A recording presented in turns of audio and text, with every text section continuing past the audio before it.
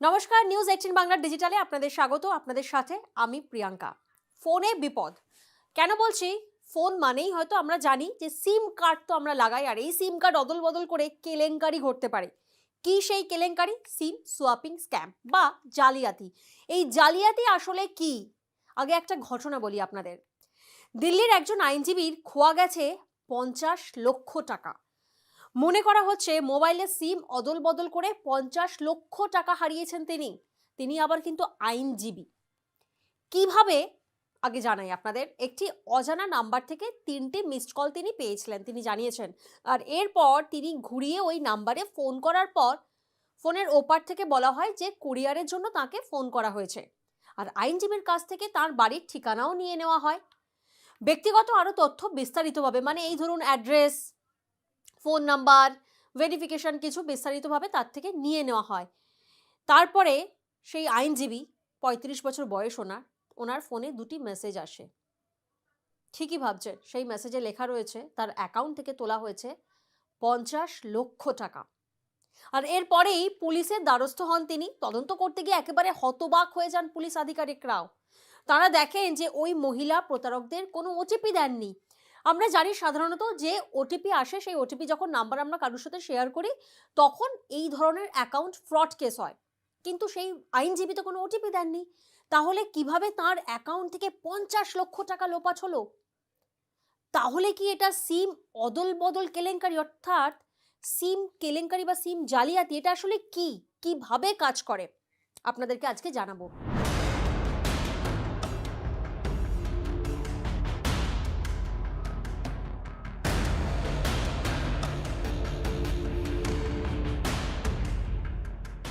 আমরা অনেকেই হামেশাই মোবাইলে, অর্থাৎ আমাদের স্মার্টফোনে আমরা সিম কার্ড অদল বদল করি। কেমনভাবে? আমরা জানি যে কোনো সিম কার্ডে ডাটা আনলিমিটেড আছে, কোনো সিম কলে আবার ফোন কল আনলিমিটেড ফ্রি। এই জন্য আমরা সিম কার্ড অদল বদল করি। আর প্রথমে প্রতারকেরা কিন্তু কারোর সিম কার্ডের নাগাল পাওয়ার ওই জন্য চেষ্টা করেন। আর এরপর সিম কার্ডের নেটওয়ার্কের কারচুপি করে সেই ফোন নাম্বার নিজেদের কাছে থাকা সিম কার্ডের সঙ্গে লিঙ্ক করে ফেলে। একবার যদি প্রতারকেরা কারোর ফোন নম্বরের নিয়ন্ত্রণ পেয়ে যায় তাহলে কিন্তু তারা সেই ফোন নম্বরের মেসেজও পাঠায়।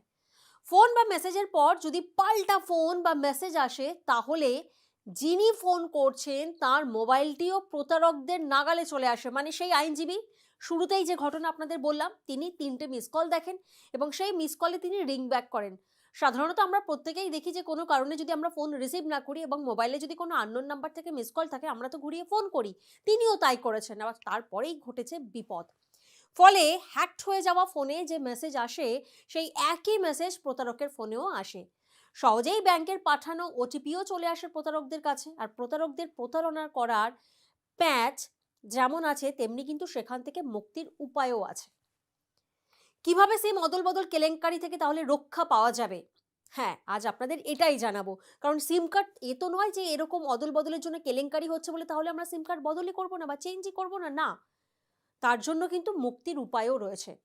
প্রাথমিকভাবে যদি ফোনে এমন কারোর সঙ্গে কথা বলা উচিত নয়, যার সঙ্গে কথা বলতে ভালো লাগছে না বা কথা বলে সুবিধের ঠেকছে না, যদি সিম কার্ড লক করা থাকে বা সিম কার্ডের বৈধতা সংক্রান্ত কোনো বার্তা আসে, তাহলে কিন্তু তখনই পরিষেবা প্রদানকারীর সঙ্গে যোগাযোগ করে নম্বরটি ব্লক করা উচিত। মানে সেই আইনজীবী, তিনি তো বুঝতেও পারেননি, কিন্তু তিনি কিন্তু সিম কার্ড চেঞ্জ করেছেন এবং আননোন নাম্বার থেকে তিনি ফোন দেখেছেন, ঘুরিয়ে ফোন করেছেন। কিন্তু তিনি তো জানতেন যে তিনি কোরিয়ারে কিছু অর্ডার করেননি। ফলে একটা অযাচিত কল ওনার কাছে এসছে, সেই মেসেজ এসছে, আর উনি নিজের তথ্য শেয়ার করেছেন, নিজের বাড়ির অ্যাড্রেস দিয়েছেন, ভেরিফিকেশন হয়েছে, সেই তথ্যগুলি উনি শেয়ার করেছেন। ফলে এখানেই কিন্তু আপনাদের সজাগ থাকতে হবে এবং নম্বরটি ব্লক করে দিতে হবে।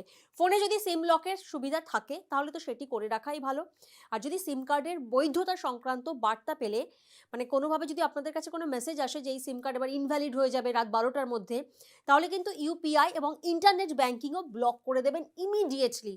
কোনোভাবে সময় অপচয় করবেন না, সঙ্গে সঙ্গে আপনার ফোনে যে ইন্টারনেট বা ফোন ব্যাংকিং রয়েছে সেগুলো কিন্তু ব্লক করে দেবেন। এবং প্রতারকদের ঠেকাতে কিন্তু নির্দিষ্ট সময়ের ব্যবধানে পাসওয়ার্ড পরিবর্তন করতে হবে। কারণ আমরা জানি যে কোনো পাসওয়ার্ড, এখন যা দিনকাল এসছে, কোনো পাসওয়ার্ড কিন্তু টানা রাখা উচিত নয়। তা সেটা আপনার পার্সোনাল কোনো সোশ্যাল সাইটই হোক না কেন বা ফোন ব্যাংকিংয়ের ক্ষেত্রে পাসওয়ার্ড কিন্তু স্ট্রং পাসওয়ার্ড দেবেন এবং পাসওয়ার্ড থেকে থেকে চেঞ্জ করবেন। পাশাপাশি ব্যাংক অ্যাকাউন্টও কিন্তু নিয়মিত নজরে রাখা উচিত, যেটা হামেশাই আমরা ভুল করে থাকি। অ্যাকাউন্ট থেকে টাকা লোপাট হলে অতি সত্বর খুব তাড়াতাড়ি ব্যাংক কর্তৃপক্ষের সঙ্গে যোগাযোগ করার পরামর্শ দিচ্ছেন কিন্তু বিশেষজ্ঞরা। টাকা লেনদেনের অ্যাপ অর্থাৎ পেটিএম এর প্রতিষ্ঠাতা বিজয় শেখর শর্মা তিনিও কিন্তু বলছেন যে ফোন বা ফোন নম্বরের ক্ষেত্রে সবচেয়ে গুরুত্বপূর্ণ হলো পাসওয়ার্ড। তবে এলেবেলে পাসওয়ার্ড দিলে কিন্তু হবে না। অনেকে যেমন নামের সাথে @123 1234 456 এই যে সিরিয়ালি নাম্বারগুলো নিউমেরিক্যালি দেন, সেটা দিলে কিন্তু চলবে না।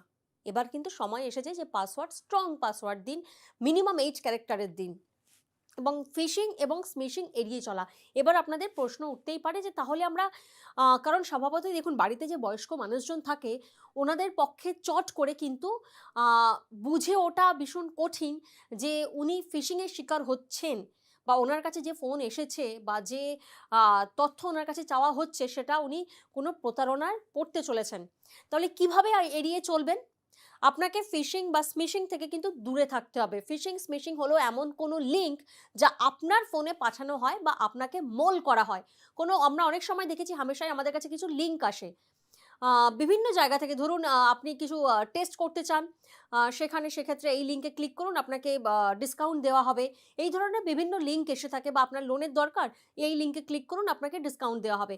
এইভাবে ইএমআই ইন্টারেস্ট কম করা হবে। এইভাবে বিভিন্ন লিঙ্ক কিন্তু এসে থাকে। তাই অচেনা কোনো লিঙ্কে ক্লিক করবেন না, কারণ আপনি সেই লিঙ্কে ক্লিক করলেই কিন্তু স্ক্যামাররা আপনার গুরুত্বপূর্ণ তথ্য যেমন মোবাইল নম্বর, ইমেল আইডি ইত্যাদি চুরি করে নেবে। তেমনই কিন্তু সিম কার্ড কাজ না করলে অবিলম্বে আপনারা কিন্তু টেলিকম অপারেটরদের সঙ্গে যোগাযোগ করবেন যদি আপনার সিম কার্ড হঠাৎ করে কাজ না করে। কারণ যখন প্রতারকরা আপনার বিভিন্ন ইনফরমেশন নিয়ে নেয় এবং আপনার নম্বরের মাধ্যমে একটি নতুন সিম কার্ডকে তারা অ্যাক্টিভ করে, তখন কিন্তু আপনার কার্ডটি কাজ করা বন্ধ করে দেয়। হঠাৎ করে আপনি দেখছেন যে আপনার ফোনে কোনো টাওয়ার আসছে না, নেটওয়ার্ক আসছে না।